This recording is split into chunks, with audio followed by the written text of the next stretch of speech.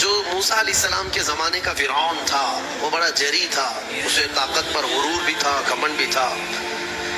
ایسا ہے کہ تقریباً 100 سال تک تو کبھی اس کو سردی بخار بھی نہیں آیا، بیمار کبھی نہیں ہوا. تو آدمی کو جب کوئی تکلیف نہ آئے تو وہ غرور میں بڑھ جاتا ہے اور اسے ایسا لگنے لگتا ہے کہ میں سب سے پاورفل آدمی ہوں دنیا کا، مجھے کچھ ہو نہیں سکتا.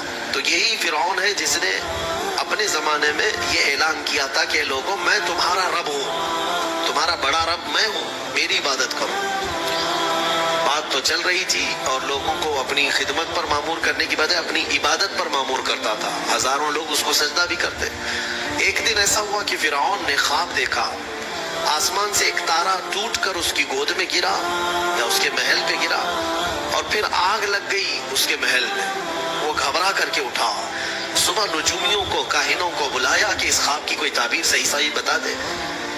بہتوں نے الگ الگ تعبیریں بتائی. پھر جو بڑے ماہر نجومی تھے انہوں نے کہا کہ اس خواب کی تعبیر یہ ہے کہ بنی اسرائیل خاندان میں ایک بچہ پیدا ہوگا جو تیری سلطنت کو ہلاک کر دے گا، تیری سلطنت کے ہلاک کرنے کا باعث بنے گا. خواب کی تعبیر سننے کے بعد شاہی فرمان جاری کر دیا اس نے کہ بنی اسرائیل میں آج کے بعد جو بھی لڑکا پیدا ہوگا اسے مار دیا جائے گا، کیونکہ وہ بچہ کہیں سلطنت کی ہلاک کرنے والا پیدا نہ ہو جائے. تو یہ اعلان کے بعد بنی اسرائیل خاندان میں جو بھی لڑکا پیدا ہوتا اسے مار دیا جاتا، بیٹوں کو ذبح کر دیتا تھا اور لڑکیوں کو زندہ چھوڑ دیتا تھا. 1 سال کے اندر انہوں نے 12,000 بچوں کو ذبح کیا، پیدا ہوتے ہی قتل کر دیتے تھے. لڑکے کو زندہ رہنے کا حق نہیں تھا، صرف ڈر تھا. یہ وہ زمانہ ہے جب موسیٰ علیہ الصلوۃ والتسلیم کی بھی ولادت نہیں ہوئی، ولادت سے پہلے اتنے بچے مارے گئے. پھر اس کے درباریوں نے اس سے ریکویسٹ کیا کہ اگر ایسے سب مار دیے جائیں تو آپ کی خدمت کے لیے بچے کہاں سے ملیں گے، جوان کون ہوگا. تو 1 سال چھوڑا جاتا، 1 سال مارا جاتا. اتفاق ایسا کہ جس سال مارا جانے والا تھا اسی سال موسیٰ علیہ السلام کی پیدائش ہوئی. ان کی ماں حاملہ تھی اور پیدا ہونے کا وقت جب قریب آیا تو اللہ تبارک و تعالیٰ جسے جہاں چاہے بچائے، ہاں جس انداز میں چاہے وہ اللہ تعالیٰ حفاظت فرماتا ہے. تو موسیٰ علیہ السلام کی ماں کے دل میں اللہ نے بات القاء کی کہ تہ خانے میں چلی جائیں. وہ تہ خانے میں گئی، بچے کی ولادت ہوئی، لڑکا پیدا ہوا. اب وہ گھبرا گئی کہ یہ سال مارے جانے والا ہے اور وہ بنی اسرائیل خاندان سے تھی کہ میرا بچہ مارا جائے گا، قتل کر دیا جائے گا. تو اللہ تبارک و تعالیٰ نے ان کے دل میں یہ بات القاء کی کہ ایک صندوق لے لو لکڑی کا اور اس میں اس بچے کو ڈال کر دریا میں بہا دو. بھلا کوئی ماں کیسے بہائے؟ لیکن اللہ تعالیٰ فرماتا ہے وَرَبَطْنَا عَلَىٰ قَلْبِهَا، ہم نے ان کے دل کو مضبوط کر دیا تھا. جب اللہ تعالیٰ کسی کے دل کو مضبوط کرتا ہے تو بڑے بڑے کام کر جاتا ہے.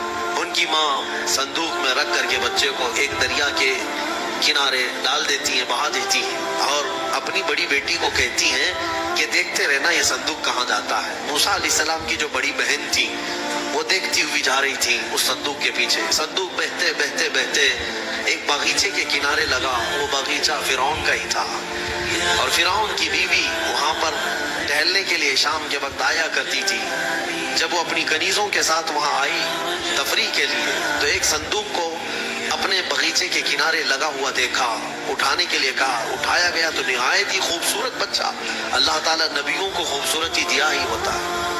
فرعون کے گھر میں کوئی بچہ نہیں تھا، اولاد نہیں تھی. تو فرعون کی بیوی نے اٹھا لیا اور کہا کہ لاؤ یہ بڑا خوبصورت بچہ ہے، حسین بچہ ہے، اور اپنے محل لے آئی. فرعون سے کہا کہ آج سمندر میں، دریا میں بہتا ہوا ایک بچہ کنارے پر آ لگا، میں نے اس کو اٹھا لیا ہے. فرعون نے کہا کہیں یہ بچہ تو نہیں جو میری سلطنت کو ہلاک کرنے کا سبب بنے. بیوی نے کہا ایسا کیسے ہو سکتا ہے، وہ تو بنی اسرائیل خاندان میں پیدا ہوگا، یہ تو کسی دریا سے بہتا ہوا آیا ہے، پتہ نہیں کون سے ملک سے آیا، کہاں سے آیا. تو بہرحال اس کی بیوی نے یہ کہا کہ اس کو مت مارو، لا تقتلوا عسى ان ينفعنا او نتخذه ولدا، قریب ہے کہ ہم اس سے فائدہ اٹھائیں گے یا اس کو بیٹا بنا لیں گے. بیوی کی بات پر راضی ہو گیا. فرعون جو ہے بیگم کی بات پر آ گیا اور اس کے بعد رکھ لیا بچے کو. عورت کے مشورے پر عمل کرتے ہوئے اس نے رکھ تو لیا بچے کو. اب پرورش کی جب بات آئی، بچے کو دودھ پلانا ہے تو دایاں کو بلایا گیا شاہی خاندان میں بچے کی پرورش ہو رہی ہے. بہت ساری عورتیں آئی, دودھ پلانے کی کوشش کرتی رہی. موسیٰ علیہ السلام کسی کا دودھ نہیں پکڑتے تھے. ان کی بہن وہیں کھڑی تھی. اس نے کہا کہ میں ایک دایا کو جانتی ہوں جس کا دودھ ہر بچہ پی لیتا ہے. اس سے کہا گیا کہ بلا لاؤ. وہ جا کر اپنی ماں کو بلا لائی, اپنی ماں کو لے آئی, اور ان کی ماں آئی, موسیٰ علیہ السلام کو اپنے سینے سے لگائی تو دودھ پینے لگ گئے.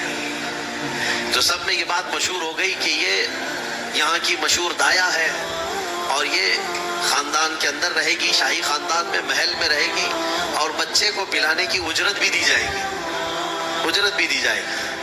فرعون کے گھر میں پرورش بھی, اور انہی کی ماں سے دودھ بھی پلانا, پھر پلس اس کی اجرت بھی دلانا. یہ شان ہے رب ذوالجلال کی.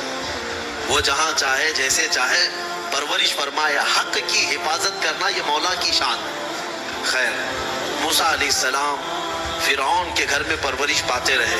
جب آپ کی عمر 2 سال کے قریب کی ہوئی, فرعون اور اس کی بیوی بیٹھے ہوئے تھے. موسیٰ علیہ السلام کھیلتے کھیلتے گود میں آئے اور فرعون کی داڑھی پکڑ کر اس کے منہ پہ تماچا لگا دیا. پہلی مرتبہ کسی نے بادشاہ کے منہ پر تماچا جڑا ہے تو بیٹا گھر کا, لیکن فرعون کو پہلی مرتبہ وہ زناٹے دار جو تھپڑ لگا, ہو سکتا ہے تارے نظر آ گئے ہوں, وہ گھبرا گیا. کہا کہ یہ بچہ ایسا کیسے مجھے مار سکتا ہے, ہاتھ کیسے اٹھا سکتا ہے. دسترخوان سے اٹھ گیا اور کہا اپنی بیوی سے, بیگم مجھے لگتا ہے یہی وہ بچہ ہوگا, یہی بچہ ہوگا جو سلطنت کے ہمارے خلاف جائے گا. پھر بیگم نے کہا ایسا کیسے ہو سکتا ہے, بچہ ہے, چھوٹا ہے, اور لاڑ پیار میں بچے ماں باپ کے ساتھ اس طرح کی حرکتیں کرتے ہیں. فرعون نے کہا نہیں, مجھے چیک کرنا ہے, یہ بچہ جانکار ہے, یہ جانتا ہے. تو پھر موسیٰ علیہ السلام کا وہاں پر امتحان لیا ہے. فرعون کی بیوی بچانے پر لگی ہوئی تھی. فرعون نے کہا کہ ٹھیک ہے, دیکھتے ہیں یہ کہ بچے کو سمجھ ہے یا نہیں ہے. امتحان کے لیے بیگم نے کہا ایک کام کرو, ایک برتن میں آگ کی انگارے دہکتے ہوئے کوئلے وہ بھی لائے جائیں, اور ایک برتن میں سفید پھول لائے جائیں. اگر بچہ عقل مند ہوگا تو پھولوں کو پکڑے گا, نہیں تو پھر یہ لال چیز کی طرف بچوں کا ہاتھ زیادہ جاتا ہے, آگ دیکھے گا. کہا ٹھیک ہے, یہ آزمائش کی جائے گی.